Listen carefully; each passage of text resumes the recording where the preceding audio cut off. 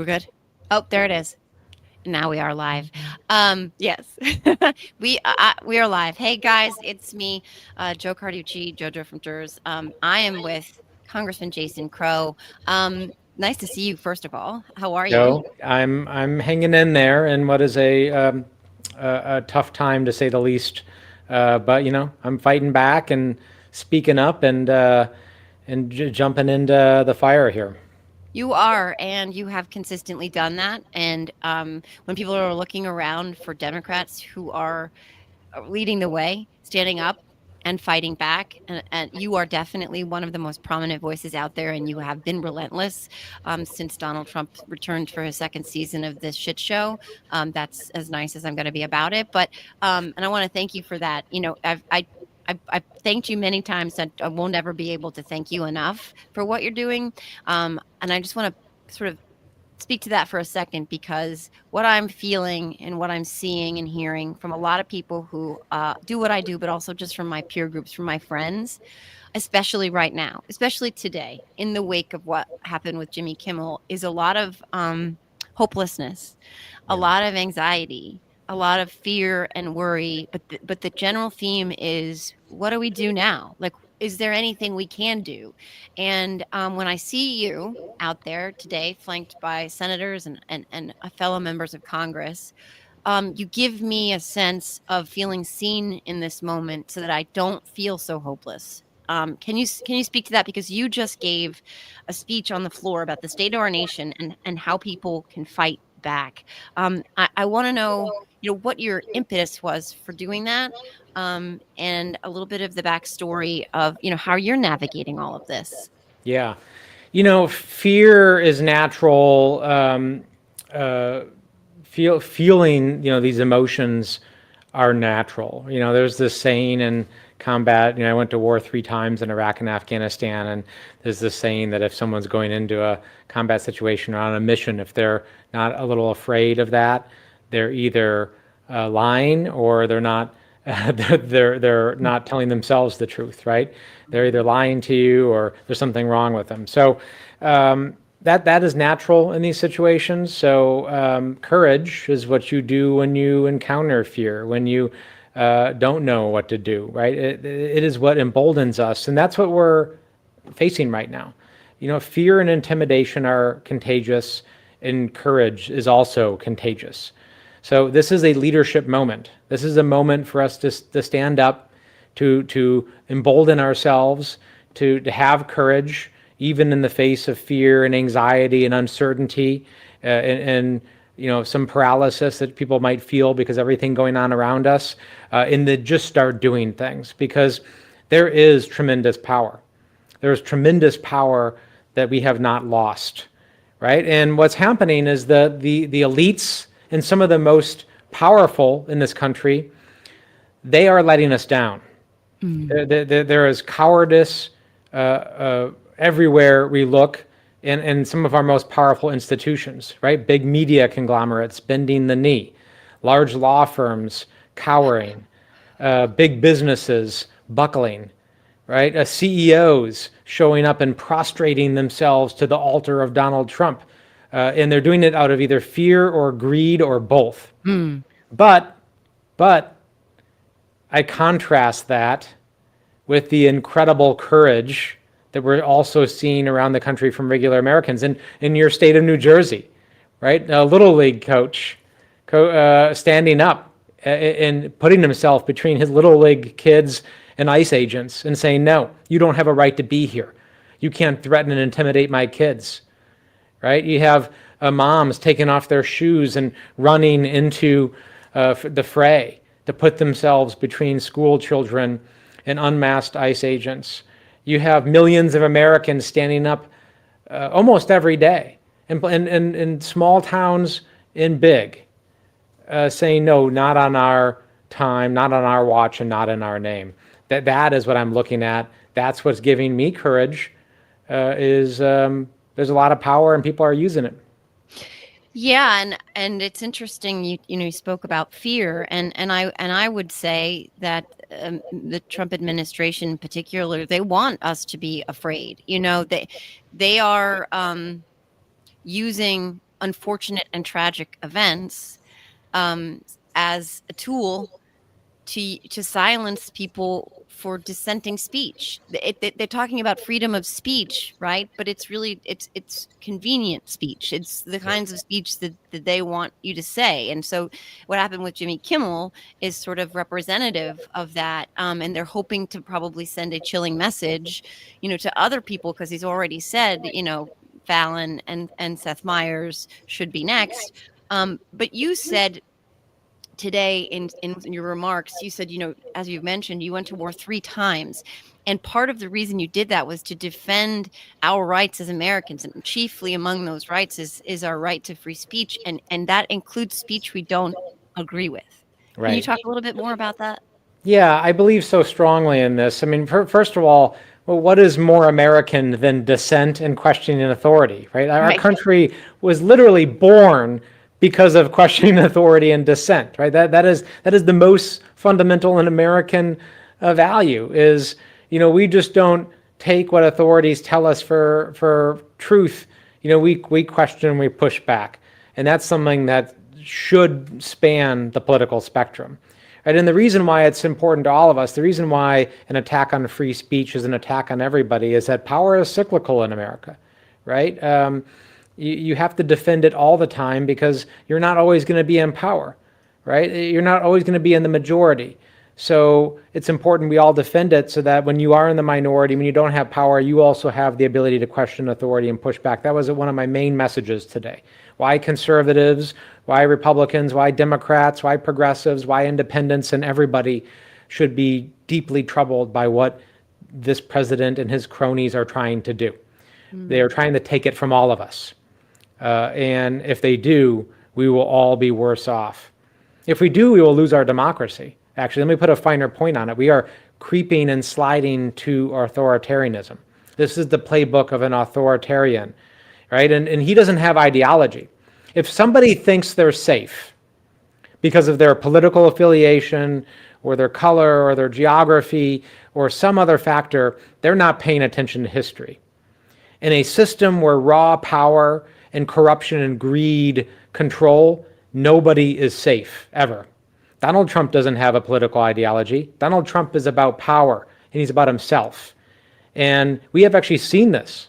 We've seen them attack and go after right-wing media. We've seen them go after Republican politicians. We've seen them go after anybody, even if they supposedly share an ideology with him, because they've committed the sin of questioning him. You're absolutely right, and it's terrifying. And when I had said I'd hoped to live in interesting times, this is not at all what I had imagined. But this moment feels very different. My peer group, my friends, they're not super political. We mostly talk about baseball. We talk about shopping, the new grocery store that's opening up in town. I'm from Colorado. Don't even talk about baseball with me right now, Joe. It is bleak with the Oh Rockies. yeah. Yeah, well, so yes, I mean, I'm a diehard Yankees fan. It's not as bleak for us, although it's been a very mixed bag this year, and we were very disappointed by the outcome of the World Series last year. But it's easier talking to you than to Senator Padilla on this one topic. That's true. Yeah, that's not easy. But look, if a diehard lifelong Dodgers fan and a diehard Yankees fan can manage to work together, then anything is possible. But speaking of like that, working together, what is happening with your colleagues across the aisle? What is going on with Republicans in Congress, in as it pertains to all of this, but capitulating. Speaking of capitulating, Yeah. I consider it kind of like self-gelding. They've taken away their own autonomy, their own check on the executive. What's going on there? What's the calculus there? Yeah, most of them have given up their power and their authority in the name of Donald Trump, to Donald Trump. This is not a story necessarily about a presidential power grab or someone in the White House is trying to consolidate power, because our system actually envisioned this, right? The founders knew this could happen and built the Constitution with this in mind, right? And that's why they spread power out. That's why they put checks in place. So for me, this is even more of a story about how those other checks, those people with power, the Supreme Court, the Republican majority in Congress right now. They are failing to do their part. They are failing to do their duty, their sworn oath, to actually serve as the check and stand up and say, no, no, regardless of your political affiliation, what is happening right now is unconstitutional and un-American, and we are going to draw a line. They are not doing that. And for me, that is really the most troubling aspect of all of this.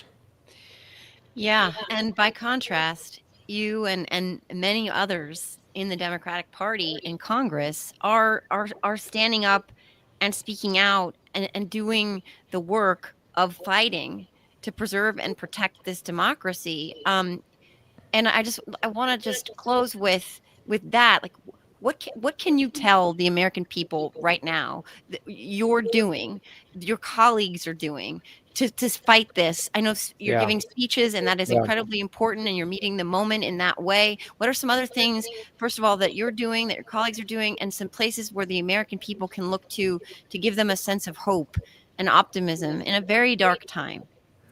Peaceful protest matters. Showing up and letting your voice be heard across the country matters a lot. And Americans have been doing that for a long time. And we're seeing that increasing. The power of the purse matters.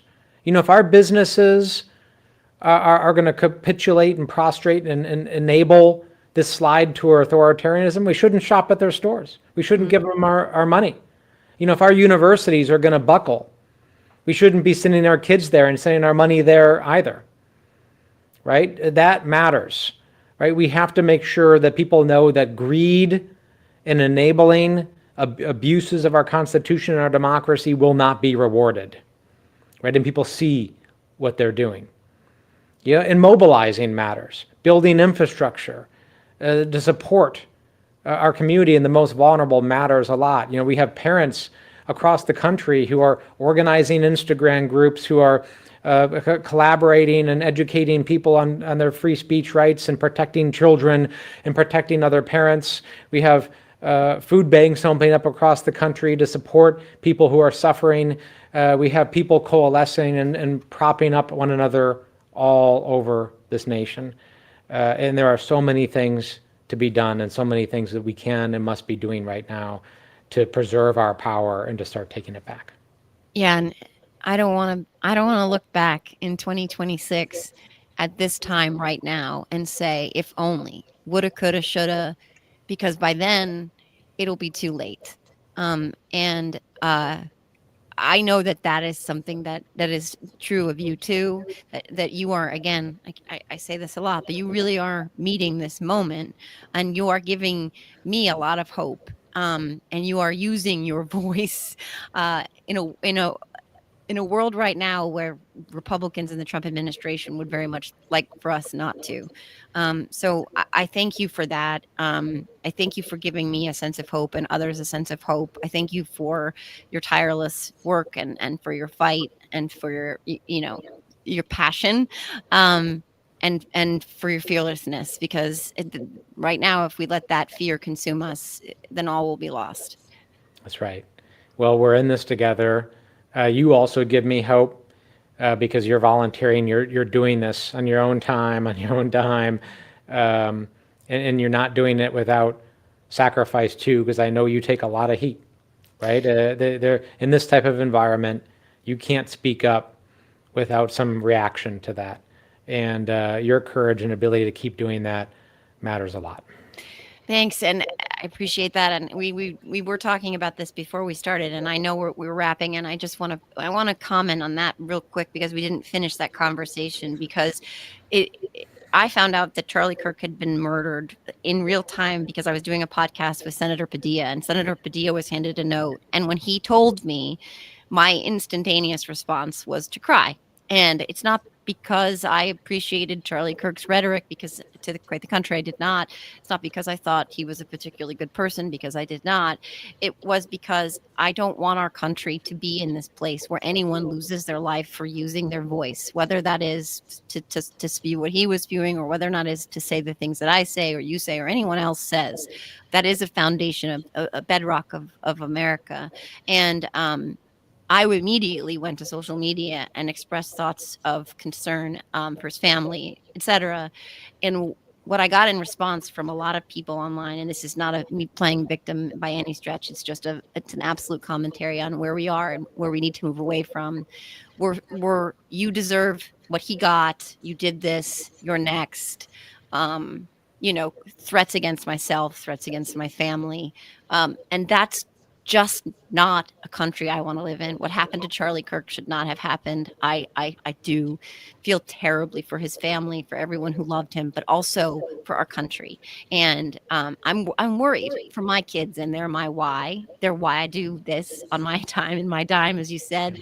Um, that's my why, because I don't want this country to look like that for anyone, but certainly not for my own. So I feel like if we keep having these conversations face to face, screen to screen, where we share our truths as human beings, maybe that can help, you know, sort of fix some of what's wrong right now. Because Yeah. God knows our leaders on the right are not doing that. Yeah, so well said. I mean, this is our moment. This is our responsibility. Nobody else is coming to save us. It's on us, right? Yeah, And I'm really glad the suffragettes didn't give up. yeah. I'm really glad the greatest generation didn't give up. I'm really glad the freedom riders didn't give up. And we're not going to give up either. No, we are not. Thank you so much. Again, Congressman Jason Crow. I will not really naturally be able to call you Jason very easily, so it's always going to be Representative Crow. We'll keep working on Congressman that, Joe. Crow, we'll work on it. But these, I would like to meet under better circumstances, and to be on the other side of this when you have the House back, and we can Yeah. crack a few bottles of champagne or Coors Light or whatever it is you people drink in Colorado. Whiskey, whiskey. Oh, whiskey. Okay. Then I'm gonna take you up on that. I'm okay. holding you to that. Yeah, let's put that on our calendars for 2026. Thank you so much, Congressman Crow, and thank you to everybody who has tuned in and watched this. We are certainly not done fighting, not by a long shot. So thank you Thanks, so much. Joe. Stay strong. You too. Thank you.